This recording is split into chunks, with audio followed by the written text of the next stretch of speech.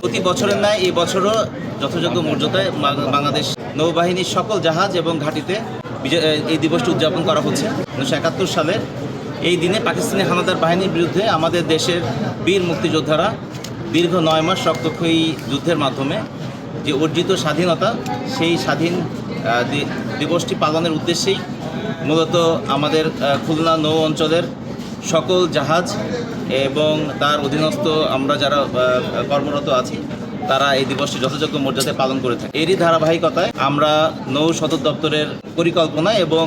Commander Khulna নৌ অঞ্চলের জাহাজ বা নৌজা কুশিয়ারা এবছর পটুয়াখালীতে সর্বসাধারণের উন্মুক্তকরণের উদ্দেশ্যে আমরা এখানে এসেছি এবং এই পরিপ্রেক্ষিতে আজকে আপনারা সবাই এখানে এসেছেন এবং দেখছেন যে আমাদের জাহাজটি উন্মুক্ত করা হয়েছে। আমরা মূলত এই জাহাজটি এখানে নিয়ে আসার মূল কারণ হচ্ছে যাতে এই অঞ্চলের লোকজন আমাদের নৌবাহিনী সম্পর্কে